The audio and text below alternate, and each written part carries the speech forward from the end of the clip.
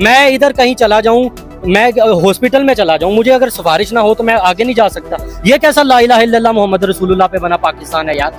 मैं यहाँ अगर पुलिस स्टेशन में चला जाऊं तो पुलिस स्टेशन वाले मुझ पे 3-4 और केस करके 3-4 और पर्चे काट के मुझे नए किसी केस में फंसा देते हैं। चरस जो किसी और से पकड़ते हैं, पकड़ने के बाद उससे पैसे लेते हैं कि तुम्हारे पास चर्च कहाँ से आई, और वो चर्च का पर्चा या मुकदमा किसी गरीब आदमी पे या किसी ऐसे आदमी पे जिसका बेचारे का लेना देना ही नहीं होता उस पे डाल देते हैं। ये बनाना था पाकिस्तान, ये है ला इलाहा इल्लल्लाह मोहम्मद रसूलुल्लाह पे बना पाकिस्तान।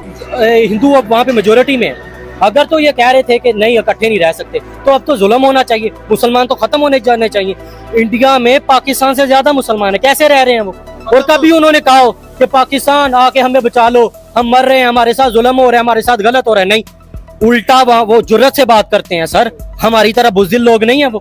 पागल नहीं बना सकते आप हमें। अब ये सोशल मीडिया का दौर है, लोग पढ़ लिख चुके हैं, लोगों को पता चल गया है कौन गलत कर रहा है। दोस्तों ये बिल्कुल ठीक कह रहा है। आजकल सोशल मीडिया का जमाना है। आजकल जो भी पढ़ा लिखा इंसान होगा वो सोशल मीडिया देखेगा, उसको बात समझ में आ जाएगी। और मैं आपको एक बात बताऊं, पाकिस्तान की आधी से ज्यादा जनता इस बात को धीरे धीरे समझ चुकी है कि उनका असली दुश्मन कौन है। अच्छा, अब सबसे बड़ी बात ये है कि ये बोल ही नहीं सकते। अगर ये बोलते हैं तो इनको उठा लिया जाता है और उसके बाद गायब कर दिया जाता है। आपको मालूम है पाकिस्तान में पिछले साल एक हॉस्पिटल की छत के ऊपर से कितनी लाशें मिली थी। अब भगवान जाने बलूचिस्तान के लोगों की थी या क्या है, आप भी जानते हैं। वहाँ की जो बेचारी बहनें हैं, माएँ हैं, वो अपने भाइयों की, अपने बच्चों की फोटो लेके कई कई साल से घूम रही हैं कि एक बार मिलवा तो दो। मिलवाएंगे कहाँ से? सालों ने तो मार मार के काट काट कर भी उनको दफना दिया। ये तो लोग है ये। इसीलिए ये मुल्क जो है दोस्तों, इसका बर्बाद हो जाना ही अच्छा है। इनकी आवाम भी सुखी हो जाएगी। ये अगर टूट जाएगा, टुकड़े टुकड़े हो जाएंगे, तो कम से कम एक ऐसी गुमों से तो छुटकारा मिल जाएगा इनको, फिर ये जिस मर्जी के साथ जाके मिले। बाकी तो भैया इनका भगवान ही मालिक है, क्योंकि इन्होंने जो कर्म किए वो तो सामने आने ही आने हैं। दोस्तों आप भी प्लीज कमेंट्स कीजिएगा, वीडियो को लाइक और चैनल को सब्सक्राइब कर लीजिएगा। Thank you very much. अच्छा, आपसे मैं जानूंगा कि पाकिस्तान बनाने का मकसद और मतलब क्या था और क्यों बनाया गया था, और क्या हम उन मकसद में कामयाब हुए? सर देखें, पाकिस्तान जो बनाया गया था ना, वो 2 कौमी नज़रिया पे बनाया गया था। अब पहले 2 कौमी नज़रिया के कॉन्सेप्ट को समझे आप। 2 कौमी नज़रिया का मतलब कि कायदे आज़म ने सबसे पहले कहा था कि यहाँ पर 2 कौमें आबाद हैं, एक मुसलमान और एक हिंदू, जो सबसे ज़्यादा मेजोरिटी में। और इनका रहन सहन, इनका खाना पीना, इनका उठना बैठना, इनका इबादत करना, और ये जो मजहबी बाकी सारी चीज़ें प्रैक्टिस जिस किस्म की भी है, मजहबी रिलीजियस प्रैक्टिस, वो सब की एक दूसरे से डिफरेंट है। इस वजह से इन दोनों के दरमियान आपस में झड़पें भी होती रहती हैं, झगड़े भी होते रहते हैं। तो इस मसले को हल करने के लिए उन्होंने कहा था कि हमें एक ज़मीन का अलग टुकड़ा चाहिए जहाँ पर सिर्फ क्या रहेंगे? मुसलमान। सर सबसे पहले तो ये मुझे बात बताएं कि अब भी इंडिया में मुसलमान रह रहे हैं? हमसे ज्यादा है, हमसे ज्यादा। एग्जैक्टली, हमसे ज्यादा है। तो अगर तो ये 2 कौमी नजरिया पर बनाया गया था और ये तस्वुर दिया गया था कि ये इकट्ठे नहीं रह सकते, तो वो क्यों रह रहे हैं? हाँ, तो ये मेरा उन लोगों से क्वेश्चन है कि वो अब तक क्यों रह रहे हैं और उनको सब सहूलियात मिल रही हैं, ठीक है, और वो हमसे अच्छी जिंदगी बसर कर रहे हैं, उनको अच्छी सहूलियात मिल रही हैं। हमें यहाँ पे जलील किया जा रहा है, हमें यहाँ पे कलमे के नाम पे सियासत खेली जा रही है, हमारे साथ 2 कौमी नजरिया की बुनियाद पे सियासत खेली जा रही है। यार यही फर्क है जो मैं बताना चाहता हूँ कि ला इलाहा इल्लल्लाह और 2 कौमी नजरिया, ये ढकोसला है यार सारा। मुझे फिर मेरी बेसिक नीड प्रोवाइड करो यार। मैं इधर कहीं चला जाऊं, मैं हॉस्पिटल में चला जाऊं, मुझे अगर सिफारिश ना हो तो मैं आगे नहीं जा सकता। ये कैसा ला इलाहा इल्लल्लाह मोहम्मद रसूलुल्लाह पे बना पाकिस्तान है यार। मैं यहाँ अगर पुलिस स्टेशन में चला जाऊं तो पुलिस स्टेशन वाले मुझ पे 3-4 और केस करके 3-4 और पर्चे काट के मुझे नए किसी केस में फंसा देते हैं। चरस जो किसी और से पकड़ते हैं, पकड़ने के बाद उससे पैसे लेते हैं कि तुम्हारे पास चर्च कहाँ से आई, और वो चर्च का पर्चा या मुकदमा किसी गरीब आदमी पे या किसी ऐसे आदमी पे जिसका बेचारे का लेना देना ही नहीं होता उस पे डाल देते हैं। ये बनाना था पाकिस्तान, ये है ला इलाहा इल्लल्लाह मोहम्मद रसूलुल्लाह पे बना पाकिस्तान। ये है वो पाकिस्तान जिसके बारे में बयान किया जाता है कि 2 कौमी नजरिया। ढकोसला है सर सारा। कौन सा 2 कौमी नजरिया? मुझे आप बताएं कि फिर हिंदू अब वहाँ पे मेजोरिटी में है। अगर तो ये कह रहे थे कि नहीं इकट्ठे नहीं रह सकते, तो अब तो जुल्म होना चाहिए, मुसलमान तो खत्म होने जाने चाहिए। इंडिया में पाकिस्तान से ज्यादा मुसलमान है, कैसे रह रहे हैं वो? और कभी उन्होंने कहा हो कि पाकिस्तान आके हमें बचा लो, हम मर रहे हैं, हमारे साथ जुल्म हो रहा है, हमारे साथ गलत हो रहा है? नहीं, उल्टा वो जुर्रत से बात करते हैं सर। हमारी तरह बुज़दिल लोग नहीं है वो। पीछे हिजाब का मुद्दा हुआ था तो पाकिस्तान वाले ऐसे ही बोलने लग गए उनका मसला है यार, उनको डिस्कस करने दो। तुम्हारे पाकिस्तान के अपने मसले हल नहीं होते और तुम इंडिया के मसलों में टांग अड़ा रहे हो। ये तुम लोगों को हक किसने दिया बाकी दूसरे मुल्क के मसलों में बोलो? मुझे पाकिस्तानी पॉलिटिक्स से ज्यादा, पॉलिटिशियन से ज्यादा, पॉलिटिक्स से ज्यादा इंडियन पॉलिटिक्स या Indian politician, Indian Muslim politician या हिंदू भी कुछ हैं, वो ज्यादा अच्छे लगते हैं। ये डरपोक लोग हैं सर, वो ये निकलते नहीं है बाहर। अपने तुम्हारे मसाइल हल नहीं हो रहे और तुम इंडिया के मसाइल में टांग अड़ा रहे हो। इंडिया को वो हिजाब का मुद्दा था यार, अपना पहले हक तो हासिल कर लो, अपने पॉलिटिशियन के खिलाफ तो बोलो। बड़ी अच्छी बात की आपने कि वहाँ का मुसलमान देखे खुल के बात करता है। एग्जैक्टली। तो यहाँ पर आपने कोई देखा कि यहाँ का हिंदू को खुल के बात कर सकता हो? इसमें जरूरत है या हम बोलने देते हैं यहाँ पर हिंदू को? मैं अभी 2 दिन पहले जो है वो हिंदू कम्युनिटी के साथ बैठा था, तो ऑफ द कैमरा उन्होंने मुझे बहुत से मसाइल बताए, बहुत सी तकलीफें अपनी। मेरा दिल जो है रो रहा था उस वक्त, लेकिन जब मैंने कैमरा स्टार्ट किया उन्होंने मेरे आगे हाथ जोड़े कि भाई हम कैमरे के सामने आकर कुछ नहीं कह सकते, हमें डर है कि हमें कोई अगवा कर लेगा, हमें हमारे साथ कोई बुरा सलूक कर लेगा।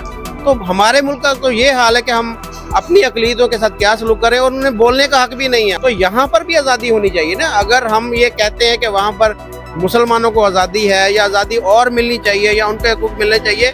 सबसे पहली बात, यहाँ पे एक्सट्रीमिस्ट तबका पाया जाता है मजहबी किस्म का, जिनके पास कोई इन्फॉर्मेशन ना हो, कुछ सबूत ना हो, बस एक बार कह देना कि वो काफिर है, वो गुस्ताख है, उसने नबी की गुस्ताखी कर दी है, उसने सहाबा की, तो एक मोब, एक जत्था भाग पड़ता है उन लोगों को मारने के लिए। सबसे पहली बात। दूसरे नंबर पे मैं बताना चाहूँगा कि नहीं यार, नहीं आज़ादी है यहाँ के माइनॉरिटीज़ को।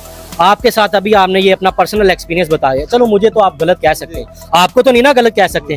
आप उनका इंटरव्यू लेते हैं जाके, ऑफ द कैमरा वो आपसे बातें करते होंगे, यार हमारे साथ ये जुल्म हो रहा है, हमारे साथ ये गलत हो रहा है, हम यहाँ पे प्रॉपर सर्वाइव नहीं कर सकते, हम प्रॉपर यहाँ पे ग्रोथ नहीं कर सकते, हमें हमारे मजहब की बना पर जज किया जाता है। ठीक है, लेकिन इंडिया में ऐसा नहीं है, वहां पे मजहब की बना पे जज नहीं किया जाता। अगर आप काबिल हैं, आप एक मुसलमान हैं, तो आपकी पोस्ट बड़ी होगी, आपको अपना लीडर बनाएंगे, वो आपको उस पोस्ट पे आपको वो ओहदा देंगे, आपको कहेंगे काम करो। ये चीज है फर्क। देखिए प्रेसिडेंट, 3 प्रेसिडेंट जो हैं वहाँ के मुस्लिम बने हैं, एक भी हमारा कोई बड़ा ओहदा किसी हमने, इस तरह भगवान दास एक जो है वो हमारे चीफ जस्टिस वो बने थे कुछ अरसे के लिए, और किसी भी हमने नहीं देखा कोई। हर पॉलिटिशियन भी, प्राइम मिनिस्टर आपने बिल्कुल अच्छी एग्जांपल दी।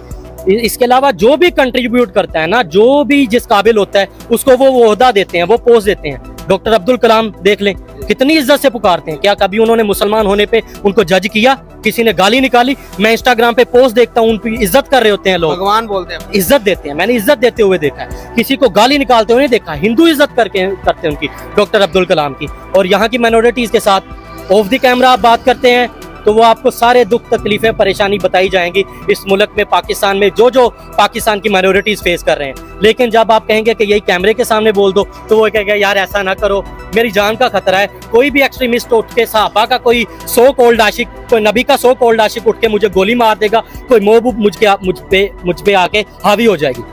माइनॉरिटीज को क्या बोलने का इन्होंने मौका देना है? माइनॉरिटीज को क्या इन्होंने हक देना है बोलने का? यार ये मुसलमानों का नहीं बोलने देते।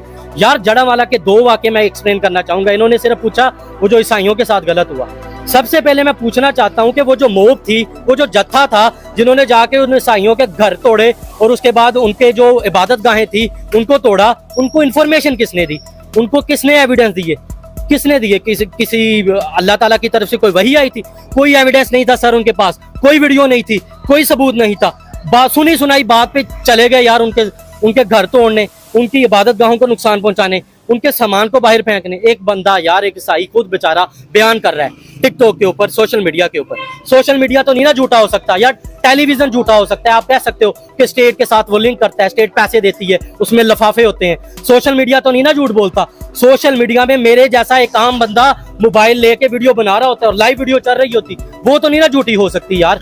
पागल नहीं बना सकते आप हमें। अब ये सोशल मीडिया का दौर है, लोग पढ़ लिख चुके हैं, लोगों को पता चल गया है कौन गलत कर रहा है। यार तरीकाकार ये होता है सबूत देना, प्रॉपर प्रोवाइड करना, वो फिर मुकदमा चलता है, मुकदमे में आप सबूत देते हैं, प्रॉपर एक प्रोसीजर है, प्रॉपर पूरा सिनेरियो है, वो होने के बाद फिर अदालत फैसला करती है। अब वो जो कोई मजलूम है, जिसके साथ जुल्म हुआ है, जिसके घर को तोड़ा गया है, जिसकी इबादतगाह को तोड़ा गया है, अब बेचारा वो किसी मुसलमान के सामने या माशरे के अंदर किसी इंसान के सामने, किसी और मजहब वाले के सामने ये अपना मुदावा रखता है ना, ये अपनी एक गुजारिश रखता है कि यार देखो मेरे साथ इन्होंने क्या किया। और मुसलमानों के पता क्या करते हैं पाकिस्तान के मुसलमान, हमने ऐसे ही करना था, ये गुस्ताख हैं, इन्होंने कुरान मजीद की, और जाहिल आदमी पहले पता तो कर ले उसने कुरान मजीद की गुस्ताखी की भी है कि नहीं।